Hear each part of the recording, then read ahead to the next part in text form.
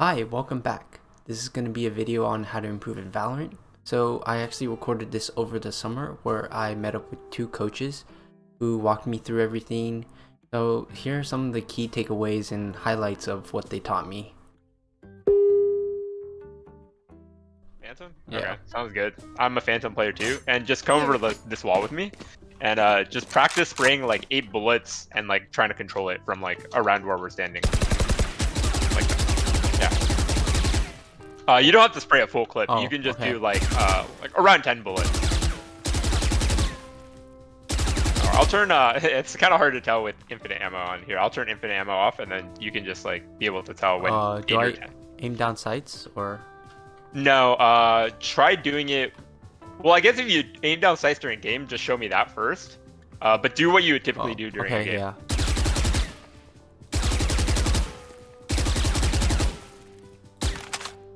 Okay, yeah. I mean, this is not like criticizing you or anything, but obviously there's like a little bit of work we can do there, and I think Okay. that if you started to control your display like really well, you easily get to gold and just consistently be there. Like this is the kind of spray I'm talking about.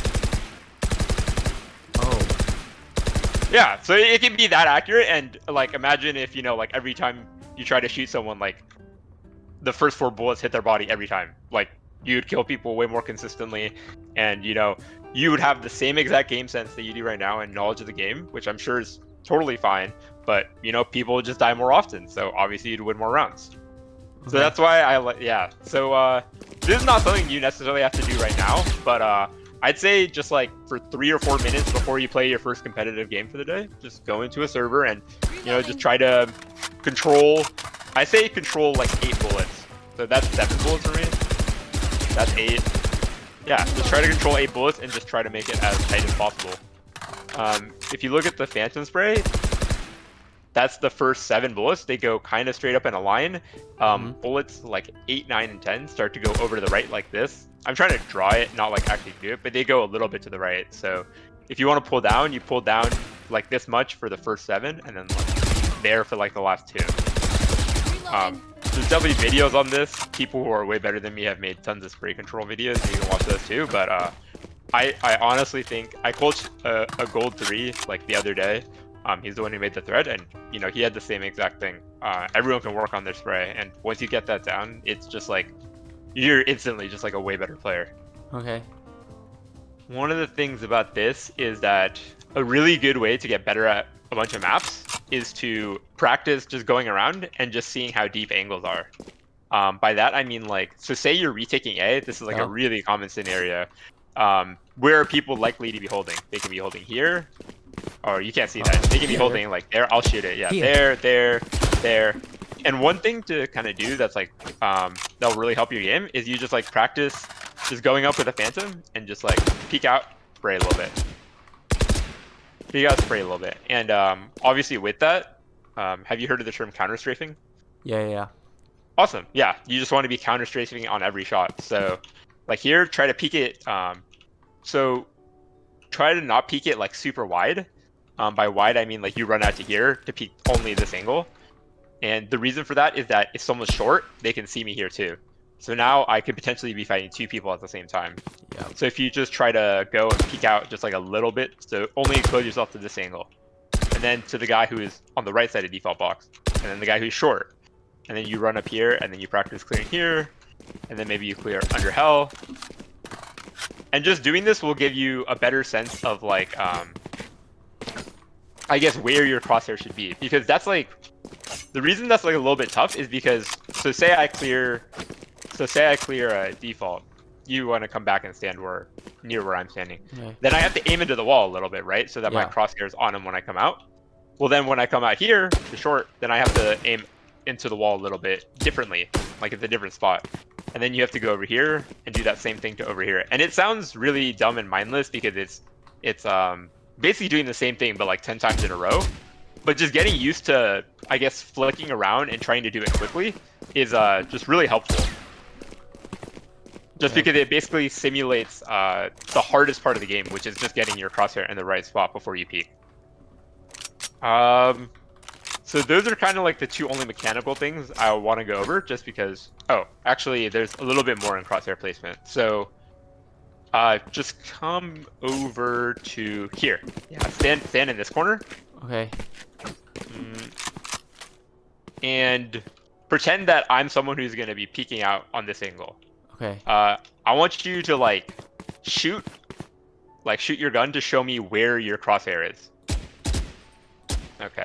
And now, can I get in that corner so I can see where it is relative to where I'd be looking? That's actually not bad.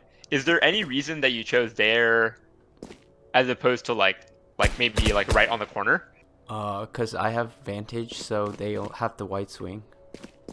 Right? Yeah, that's like very good. One of the things that people do is that they think, okay, the guy is going to be here, right, he's going to be coming from that corner, right? So I have to hold it as close to the corner as possible so that the second he comes out, I kill him. That's often incorrect.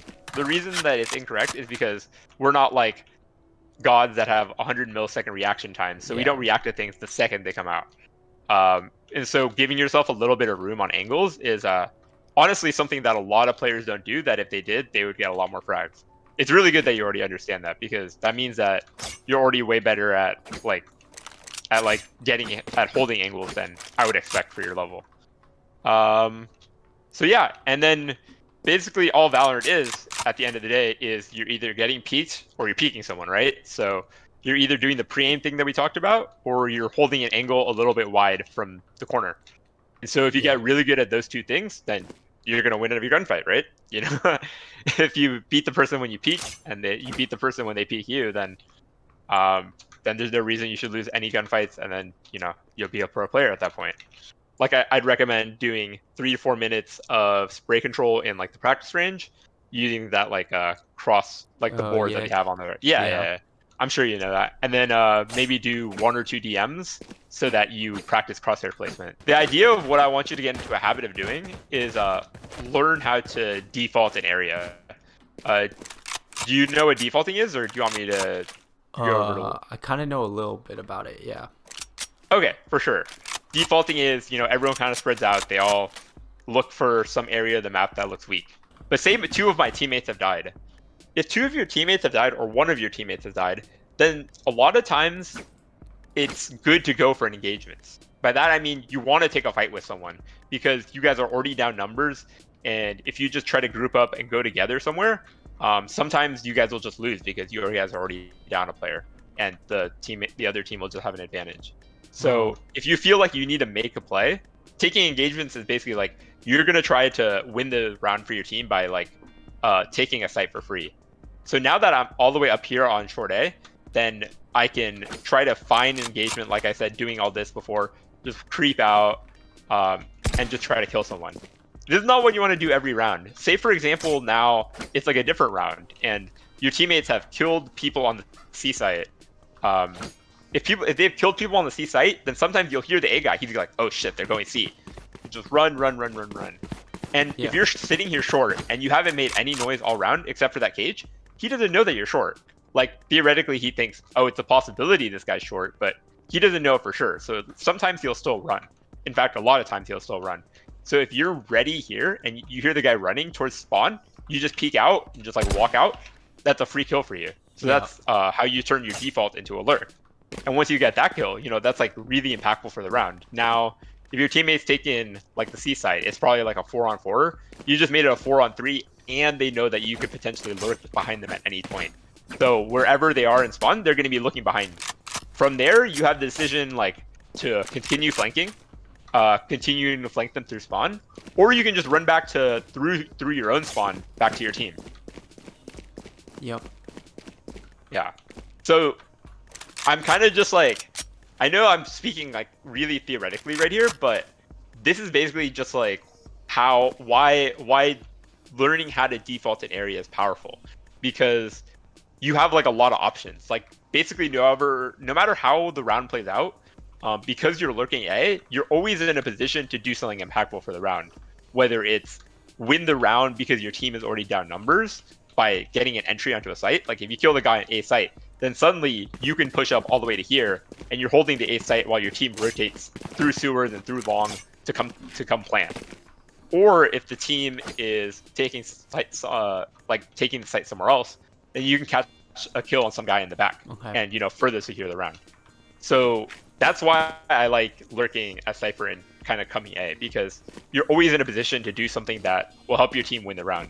Whereas maybe if you're like the third guy in like say like everyone's going C long, right? And you're the third guy in. The first two guys get kills on everyone, and then you're kind of just like sitting there and you're helping your team win the post plant, or um, then like obviously the team has won the round, but you didn't really help that.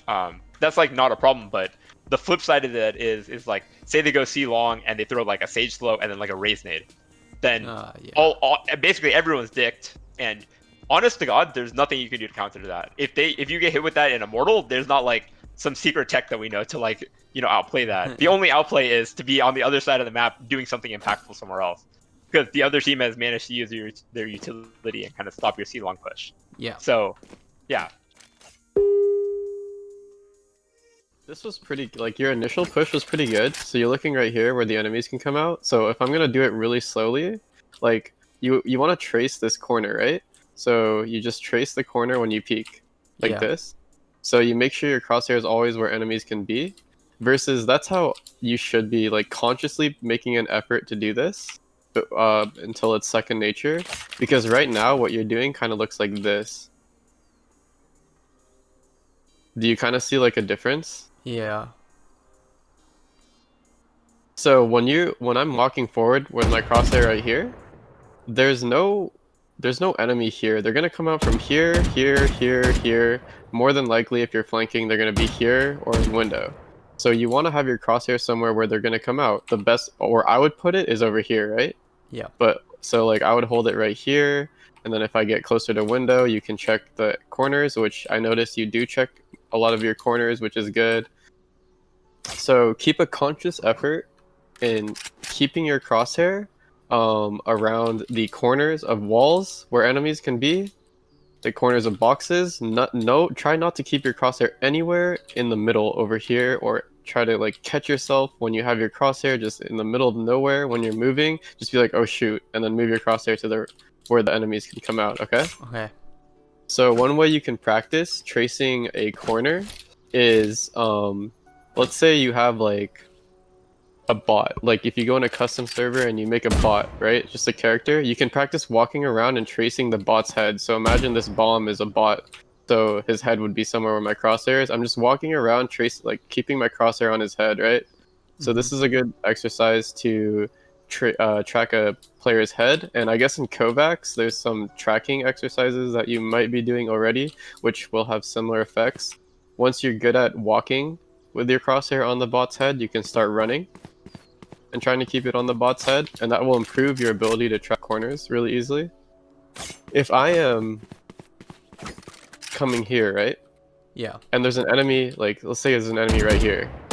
So you understand that if I come around, he can see me, but I can't see him, right? Because Yeah. I'm so close to this wall. Okay, as long as you understand that, I want you to consciously try to take the better angle wherever you can. So I don't want you to ever peek like this if you can avoid it, because you might as well just peek on the like the better angle that you can, right? Yeah.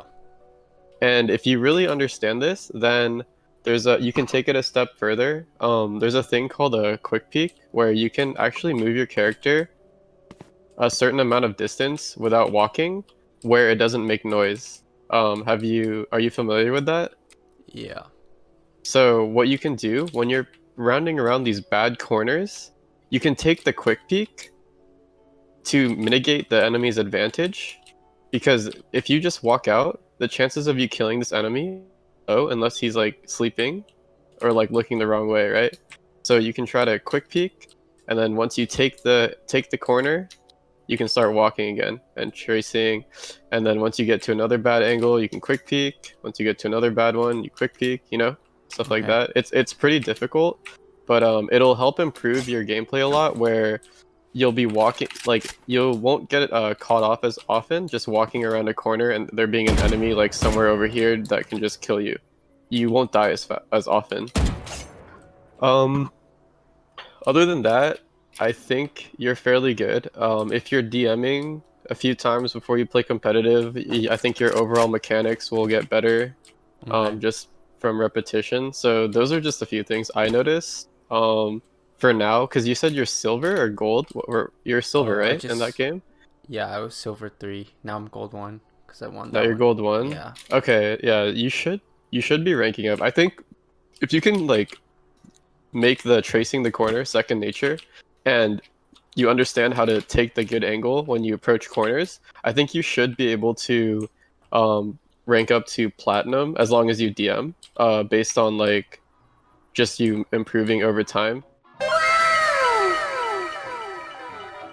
There we have it. Big shout out to the 2 coaches. If you like this content or want to see more, leave a comment below, like, subscribe, and that's all we have for today. Thank you.